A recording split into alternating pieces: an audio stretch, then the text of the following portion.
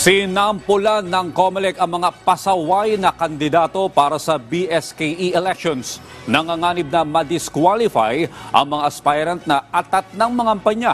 Nasa sentro ng balita si Luisa Erispe live.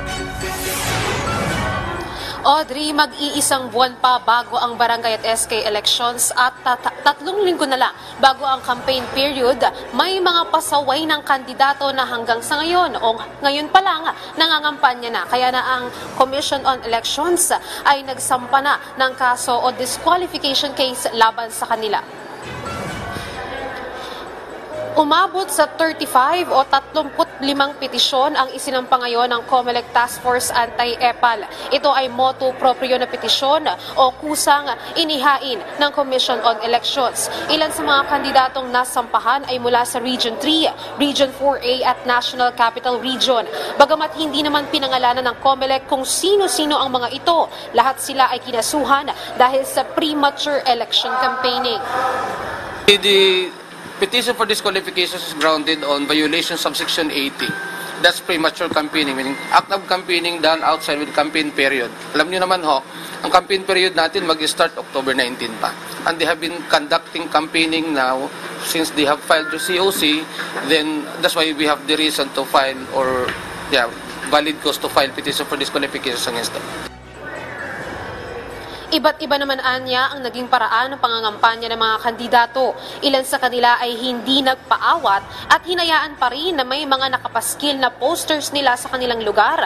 At kahit nabigyan na sila noon ng show cause order ng COMELEC, meron pang nabigay ng kung ano-anong campaign materials at meron ding sa social media ibinalandra ang kanilang paghahain ng Certificate of Candidacy o pagtakbo sa darating na BSKE. Kaya kahit anya ang ilan dito sumagot na sa show cause order, determinado ang COMELEC na sampahan pa rin sila ng kaso. We have, based on the determination ng mga documents at saka sa answers nila, we have a legal basis that they have violated Section 80. Giniit naman ng Task Force Anti-EPAL, simula pa lang ito at may mga susunod pa silang ihahain na kaso. Pero target nila lahat ng ihahain na petisyon ay maresolba bago pa man ang araw ng eleksyon sa October 30. We only have until October 30, so to speak, for us to, to file the petitions for disqualifications.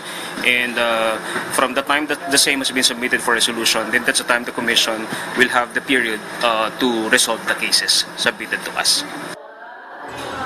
Tiniyak naman ng Commission on Elections kahit sumagot pa itong mga kandidato na hindi nila natanggap noon ang show cause order o itong kaso na ihahain laban sa kanila. Wala silang kawala dahil padadalhan sila ng kopya nito via email at meron ding ibibigay na kopya sa mga local COMELEC offices.